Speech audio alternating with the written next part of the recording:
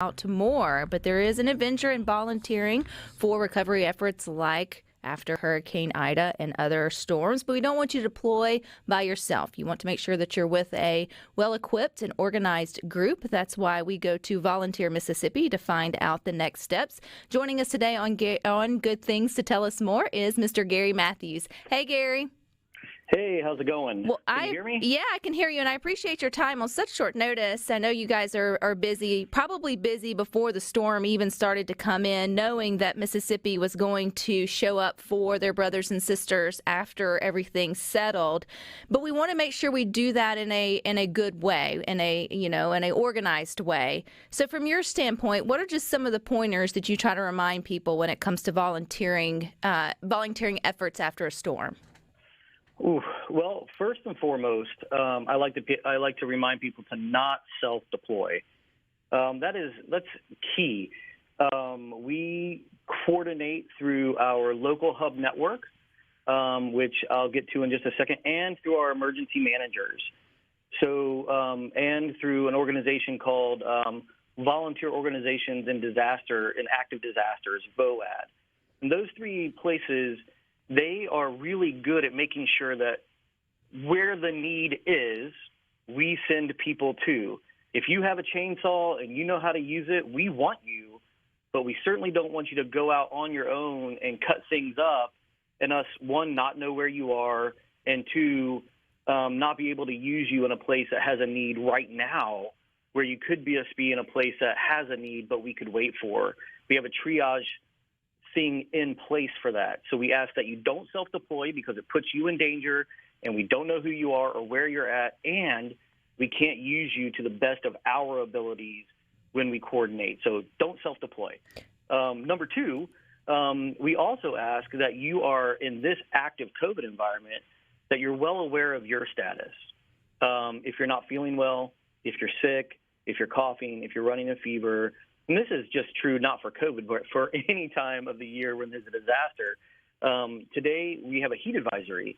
If you're not feeling well, it can be exacerbated by showing up and doing hard work.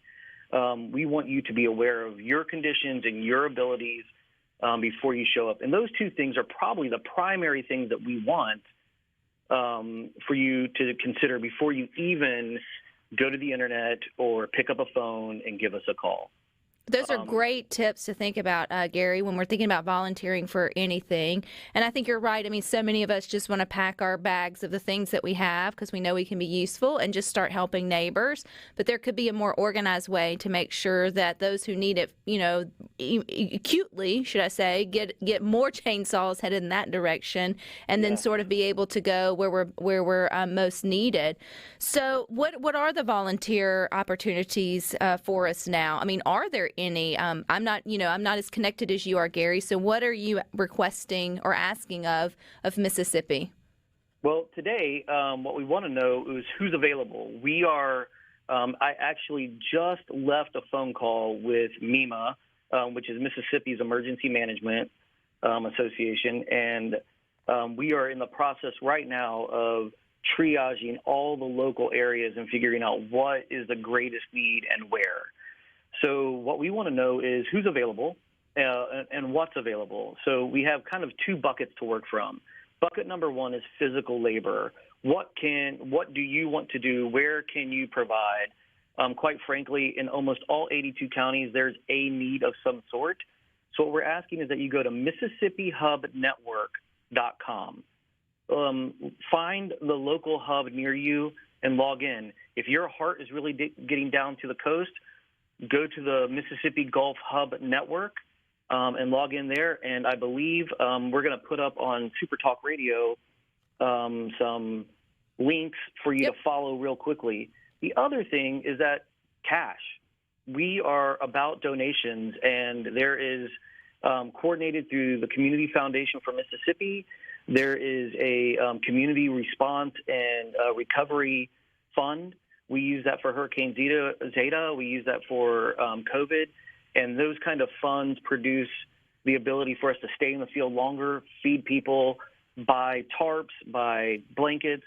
So if you can't physically get there, by all means, we even have a way for you to text and I'll get that information out to you, Rebecca, later on today, so that we can get all of that organized so that you can do it from your home if you need to. Well, you can do it from your home, but also, knowing the good places and the good things to do that actually help, and then not allowing, people who may not have the best interest of those who actually need it in mind when it comes to requesting donations or trying to get of your time and your resources. It's sad that we live in that kind of world, but that's why we try here on Good Things to get you to the places that are going to utilize your funds in the best way possible. And Gary, I'm looking at the Community Foundation for Mississippi's website. I mean, the donations start at like $10, and then of course it goes up if you feel so inclined. But if you really do feel like helpless in how you can help those that are most affected, you can give anywhere from 10 up to your dollars, and that goes to the important missions that you guys there do through Volunteer Mississippi. Yes, ma'am. Also, last time we did this through Hurricane Zeta, I said, hey, here is my personal phone number. I'm going to give it to you right now, 601-842-5115. If all else fails and you really want to help, and you're not really connecting or you're not figuring out a way, give me a call. I will work with you. Last time we talked, after I got off the phone, a sweet elderly lady gave me a call, and she's like, all I have is a broom, but I am ready to sweep. And I was like, ma'am, we have places for you. Let's get busy. You're going to make me teary-eyed today, Gary, because that's what makes Mississippi great, right? I mean, it doesn't have to be Hurricane Katrina level for us to show up for our neighbors. We just want to help. And there are good ways to sort of do that. But what if you're the one who needs help? I see here that that's where the United Way of South Mississippi can come in. So Volunteer Mississippi wants to get the ones who can get out and do the work. But what if you're listening, Gary? Do you know which way to point us maybe if you're the one who needs the help? Sure. So we can get you, probably the quickest is to get to the Gulf Coast Hub at www.gulfcoasthub.org, or email volunteer@mgccf.org, or call in to the Hub Network, and they will transfer you over to the United Way in the South there. But that Hub Network, the Gulf Coast Hub Network, if you're in need on the Gulf, and that also includes all the way over to Adams County, so all the way across to the Louisiana border, if you're in need, if you call there, they will coordinate through the United Way and through the American Red Cross and the Salvation Army and get you assistance. A lot of people are in need of tarps. So I know that right now people are getting ready to put tarps on, but at some point we're going to ask people to show up and put tarps on roofs. So if you're in need of that, if you're looking up and you're saying, hey, there's work and I can't do that work, call the Gulf Coast Hub or email them or text them and let them know, and they will get somebody out to you. They'll assess the damage and they'll get to work. And then if you want to be put to work by putting on those tarps, Gary, that's a great way to round us back. We don't want you to go out and self-deploy. We want you to go through the proper channels. And so what is that proper channel? If you're like, yes, I can do that. I can sweep and I can put up tarps when needed. Where do we go to sign up for that? Same place, Gulf Coast Hub. If you go to www.gulfcoasthub.org, or you can email in, or you can call in, and they will organize you in the same way. Rebecca, you remind me of something that I will say. I will provide you this as well, because I know I have a lot of information, and I feel like I'm going to throw out a lot of numbers, and people are going to lose them. So I will make sure that you have this number to put up on the website. But the emergency managers, they're also there to assess what happens in a community.